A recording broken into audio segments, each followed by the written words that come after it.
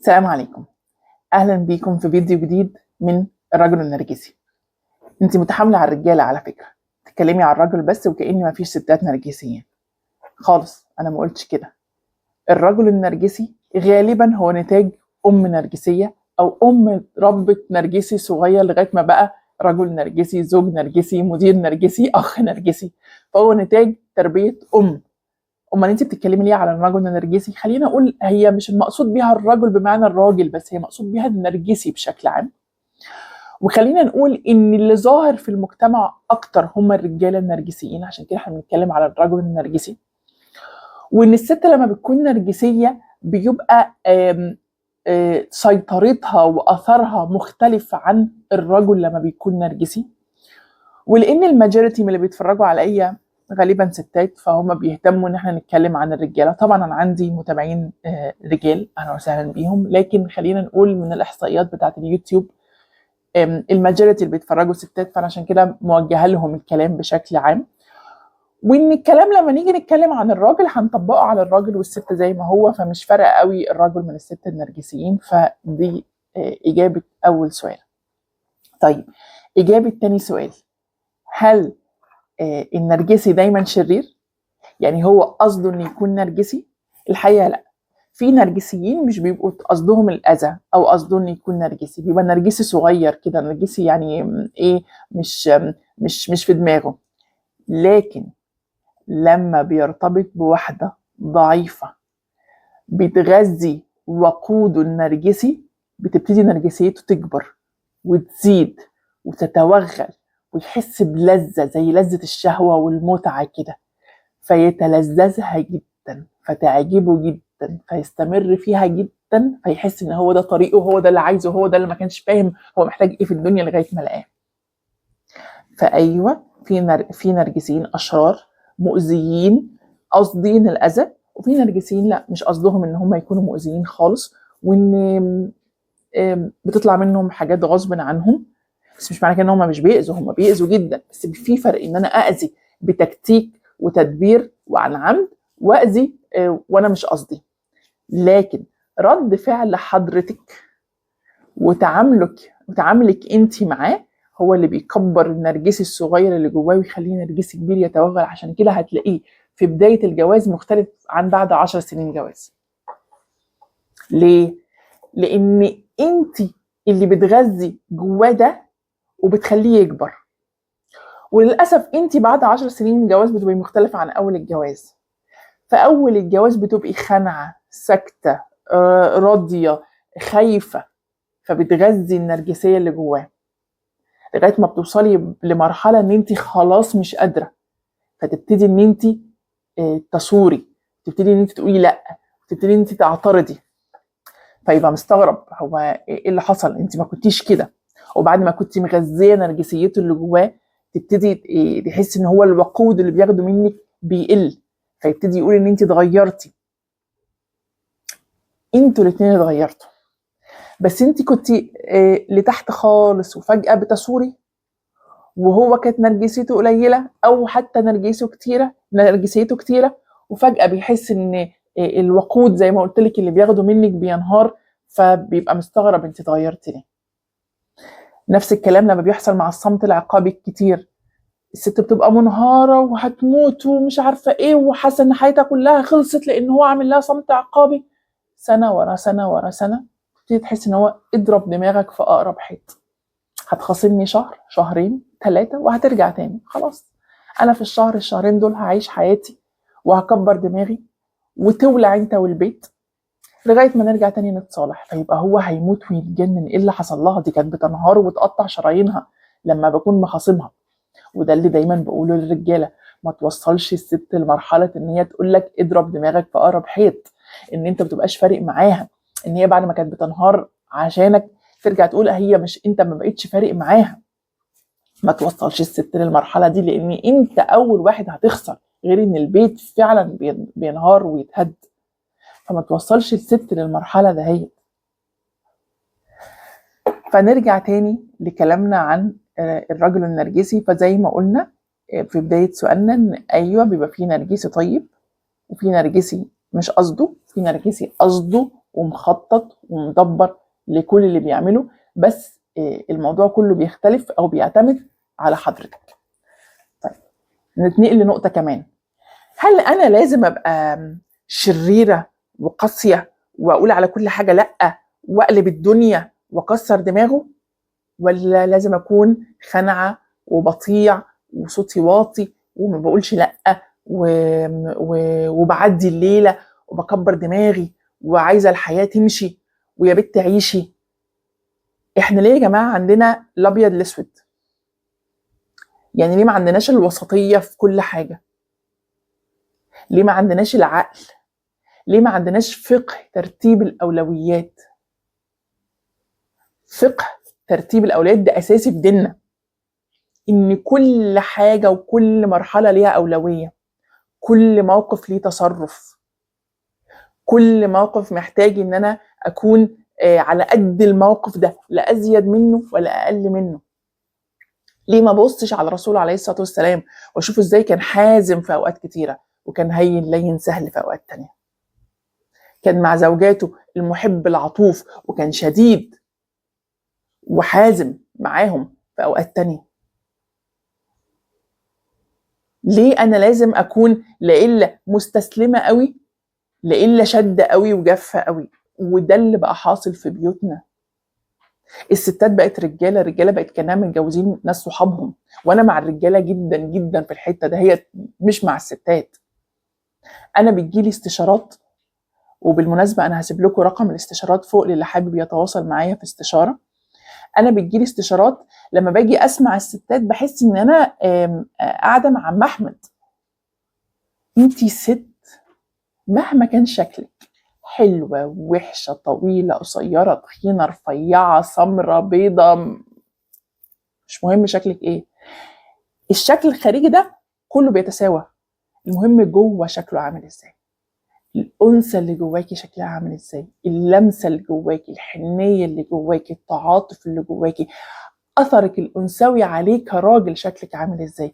أو احنا بقينا مفتقدين في الزمن اللي احنا عايشين فيه ده للأثر الأنثوي للأنثى على جوزها. بقى الراجل كأنه عايش مع واحد صاحبه. فإيه اللي حاصل؟ فبقى فيه صراعات كتيرة جدا، وصاحبه ده هو وحظه فيه. ممكن يكون عايش مع واحد صاحبه مستقوي، وممكن يكون عايش مع واحد صاحبه شخصيته ضعيفة، لكن عايش مع واحدة ست لا، للأسف ده ما بقاش موجود. ما هو انت لو بتستعملي أسلحتك الأنثوية وأثرك الأنثوي على الراجل هتليني الحديد وهتعالجي مشاكل كتيرة. أصل أنا بعمل شعري وصبغة شعري على طول ومش ماشي ده كله جميل، أنا بتكلم عليكي كأنثى من جوه، كمشاعرك الأنثوية، صوتك الأنثوي، لمستك الأنثوية، دلالك الأنثوي، عطفك وحنانك واحتوائك. يا جماعة ما بقاش حد بيحتوي حد، ما بقاش حد بيحتوي حد. احنا بقينا بنتصارع زي الديوك، بقينا واقفين لبعض على الوحدة، أو بقينا خانعين جدا. لسه كان جايلي استشارة من فترة بسيطة، بنوتة صغيرة في العشرينات لسه متجوزة وعندها مشاكل مع جوزها، ما تقيمش بيت، يعني خلينا نقول كده، يعني أساس الحياة الزوجية مش موجود، اللي هي العلاقة الزوجية. طب يا بنتي ده كده لازم تروحي تاخديه وتكشفه عند دكتور وتشوفي المشكلة اللي عنده دي ليها حل وعلاج ولا ملهاش حل عشان خاطر تعرفي تاخدي قرار. تقول لك لا ما انا هعيش، انا عايزه اعيش. لا، في فرق من اصل انا متربيه ان الست لازم تكون راضيه وتعيش وتلم على حياتها وجوزها، ده جميل ودي تربيه اهالينا لينا، بس في حاجات فاتل يا جماعه. ده ممكن يكون ده ما يعني ده انت كده بتعرضي نفسك لفتنه، انت ممكن تعملي حاجه غلط لان هو مش عفك، لان هو مش مليكي، لان هو مش مشبعك، لان هو حاجات كتيره جدا. والجواز ده اصلي فيه، مين اللي قالك ان ده الرضا؟ مين اللي قالك ان ده الرضا؟ ده ملوش اي علاقه بالرضا. وده عدم ضمير منه هو، لانه لازم يكون كان صريح، ولازم يكون حتى لو ما كانش عارف، لما عرف يبقى هو عارف ان في مشكله، ولازم هو اللي يقرر يروح الدكتور وياخدك من ايديك وتروح للدكتور تطمني بنفسك وتسمعي بودنك وتعرفي الدنيا اخبارها ايه. فكره ان هو مستغلك وعارف شخصيتك وعارف ان انت مش هتفضحيه وعارف ان انت مش هتتكلمي ومش هتقولي لحد من اهلك واهله وهتعيشي وتستسلمي وتحطي الجزمه في بقك وتكملي، لان هو عارف ضحيته شكلها عامل ازاي، هو مش عبيط. والناحيه الثانيه تيجي لي استشارات البنات متجبرين، زي ما بقول لكم عم احمد في نفسهم، لا عمرها خدته في حضنها، لا عمرها طبطبت عليه، لا عمره صعب عليها، لا عمرها حست ان هي محتاجه تتعاطف معاه. لا يا جماعه، لا لا، عشان كده احنا محتاجين نقف وقفه قويه. عشان كده احنا بندي كورسات اسمها كورسات الانوثه للبنات، للاسف رغم ان دي فطره وتاني ملهاش علاقه بالشكل، ليها علاقه بين جوه انت شكلك عامله ايه، تركيبتك اخبارها ايه. والحاجات دي بتتعلم، الحاجات دي بتتعلم، الحاجات دي بتدرس، الحاجات دي بتتمرن عليها، الحاجات دي تقدري ان انت تعمليها.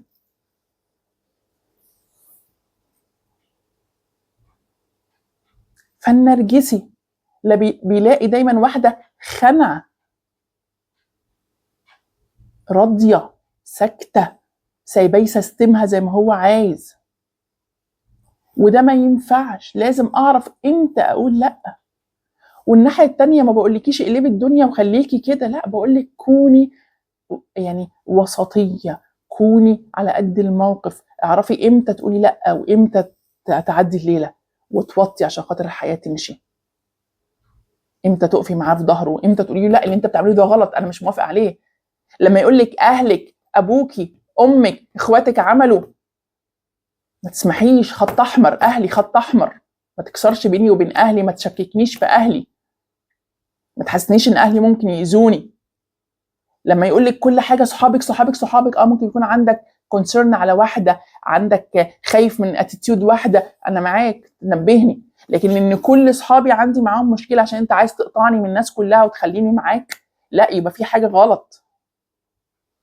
لما يسحب منك كل حقوقك وحرياتك ويمشيكي على التراك اللي هو عايزه، بس لازم تكوني واعيه وفايقه، مش تستني بعد سنين تبتدي تحسي ايه ده انا اتغيرت، ايه ده انا مبقاش ليا حياه، ايه ده سلب مني كل حاجه، ده غيرني في كل حاجه، تبتدي بقى تفوقي وتصوري وتقلبي الدنيا وتكسري البيت وتهدي البيت.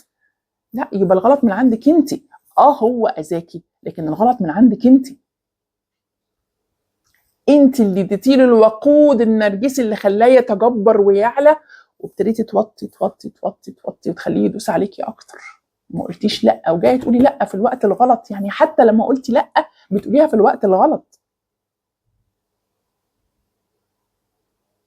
لازم من اول تحطي حدود، ولما تيجي تقولي لا تعرفي انت واصله انه مرحله وهتقوليها لا ازاي، لان انت لما بتواجهي النرجسي بحقيقته بيقلب عليك الدنيا كلها ويشيطنك انت حتى قدام العالم كله، مش فارق معاه، بس ما تطلعنيش شكلي قدام نفسي قبل قدام الناس وحش، لان هو شايف نفسه احسن حد، شايف نفسه ما بيغلطش، شايف نفسه على حق، شايف نفسه يا بخت اللي انا مرتبط بيه، يا بخت وجودي في حياه اي حد.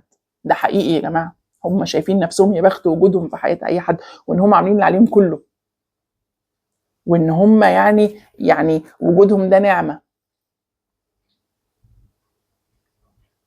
طب هم بيسستموا ازاي ضحيتهم؟ بيخدقوا عليهم بكم من الحب والعاطفه الرهيب،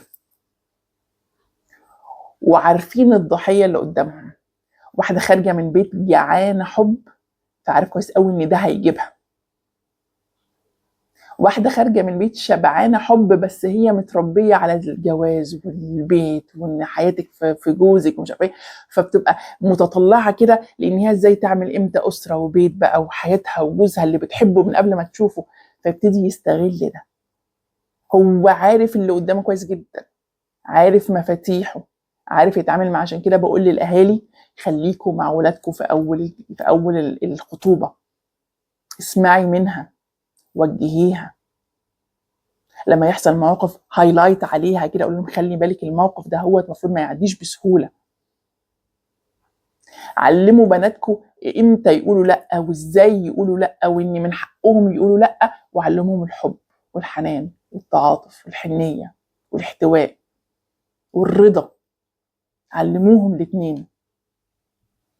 خليها تشوف ام قويه قادره ان هي تقول لا، وفي نفس الوقت حنينه، عشان يبقى قدامها النموذج ده تعرف تقلده.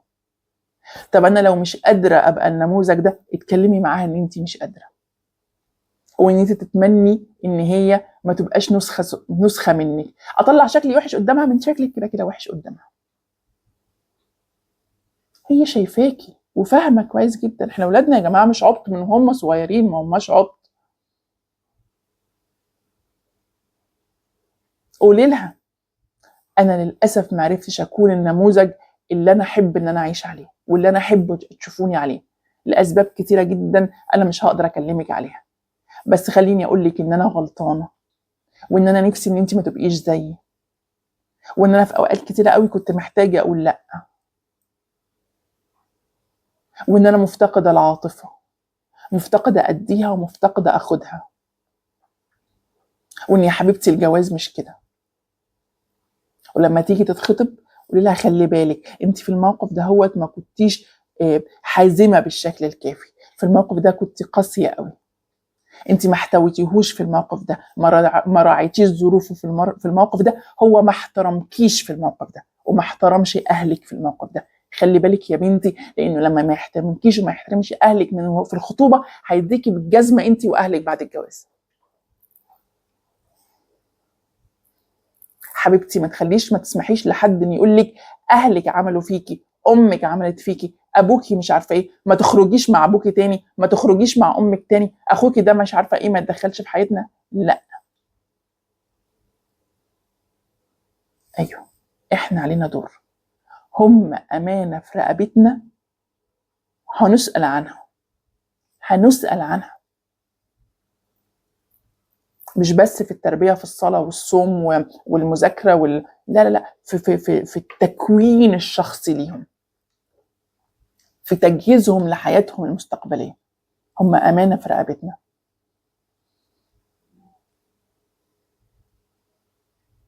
فاللي بيحصل ايه؟ اللي بيحصل ان هو بيغدق عليكي بكم من المشاعر المناسبه لحالتك وشخصيتك، وبعد فتره، بعد ما تستسلمي، المشاعر دي خلاص بتتسحب.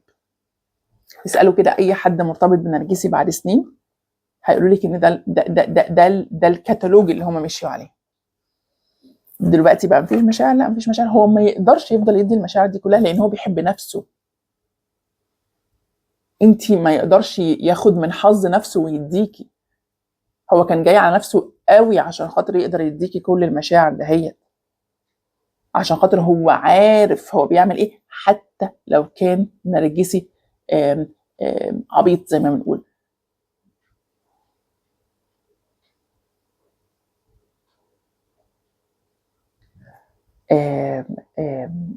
احنا لسه مكملين ان شاء الله في الكلام عن سلسلة النرجسي. اتمنى ان انتوا تشاركوني بكومنتات وبلايك وبشير للفيديو لاي حد انتوا شايفين ان الفيديو ده ممكن ينفعه. الحقيقه انتشار القناه سيء جدا جدا الفتره دهيت، اتمنى انتوا تساعدوني عشان خاطر اعرف ان انا استمر. وممتنه جدا لكل تعليقاتكم، ممتنه للناس اللي بيقولوا لي ان قد ايه الفيديوهات ممكن تكون فادتهم في حاجه في حياتهم. بحس بنعمه من ربنا سبحانه وتعالى انه انعم عليا ان انا ممكن اكون بفيد اي حد، حتى لو عدد صغير جدا، بس لعل حد واحد او اسره واحده تتحسن حالتها، فده يبقى كتير قوي قوي عندي يعني. فاتمنى ان انتوا تساعدوني في انتشار القناه، واشوفكم ان شاء الله في فيديو جديد من مجموعه النرجسي. اسيبكم دلوقتي في رعايه الله، مع السلامه.